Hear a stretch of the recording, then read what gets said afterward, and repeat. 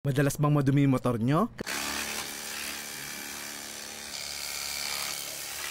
Kagaya nun sa akin, every weekends kasi, namumundok ako. At magastos naman kung palaging dadalhin ko sa car wash to. Kaya naman, nung nakita ko ang rechargeable water spray na ito, ay talaga namang na-excite akong bilhin. Dahil gusto ko masubukan kung kaya ba talagang linisin yung ganito katinding putik na nakadikit na. Dahil natuyo na sa motor ko at malakas yung pressure. At sabi dito, hindi lang sa mga sasakyan pwede itong gamitin. Pwede rin panlinis ng iba't ibang parte ng bahay, gaya ng garahe. At pwede rin pandilig sa halaman. Kaya naman, napabili na ako na ito nung nakaraan para masubukan at para mapakita sa inyo kung sulit ba bumili ng ganito. Sa loob nito ay may kasama ng mahabang hose. At ito naman yung pinaka water spray motor. Kasama dyan yung napakalakas pero magaang lang na battery para hindi kayo mahirapan sa inyong pagkakarwash. At meron din plastic bottle kung saan pwede kayo maglagay ng sabon para mas mapadali yung paglilinis natin. Maraming beses ko na ito nagamit, kaya naman sigurado ako sa inyo hindi ako mapapahiya dito. Napakadali lang na itong assemblein. Ilagay nyo lang itong battery sa pinaka motor spray. Sunod naman na ilalagay yung maliit na tubo dito sa may harapan. At pagkatapos, pwede kayong pumili ng dalawang klaseng nozzle. Magkaiba ang kanilang buga ng tubig, kaya pwede kayong pumili kung alin dito ang mas gusto nyo. Sunod natin ikakabit yung orange connector. Ito yung nagdurugtong sa hose at ating water spray. Gayahin nyo lang yung ginawa ko sa video para maikabit ito na maayos at hindi magkalik at hindi masira gaya ng buhay mo nung hindi kanya sinagot. At kapag tapos na ikabit yung orange connector, dito naman tayo sa may dulo ng hose kung saan ikakabit naman natin yung filter para masigurado tayo na puro liquid lang ang mahihigop ng ating water spray at hindi makakasama ng anumang bagay na makakasira dito. Halimbawa na lang kung ilalagay mo ito sa Poso Negro ninyo.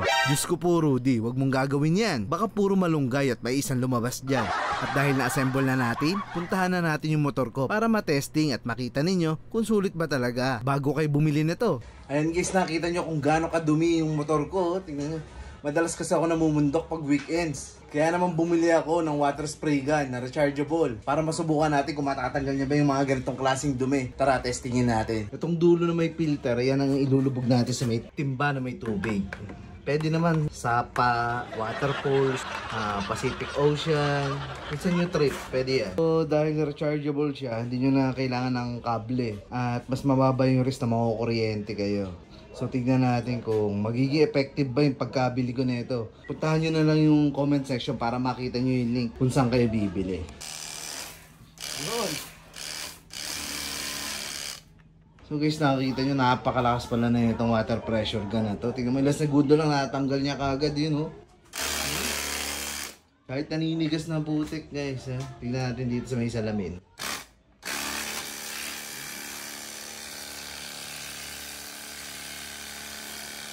Tanggal ka agad. Sa gulo.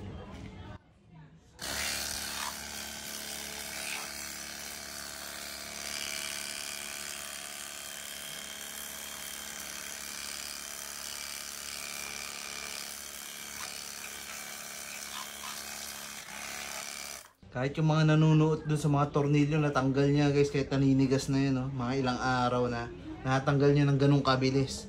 Wala pang isang minuto. Ngayon parang masasabi kong worth it na yung pagbili nyo dito sa water pressure gun na to.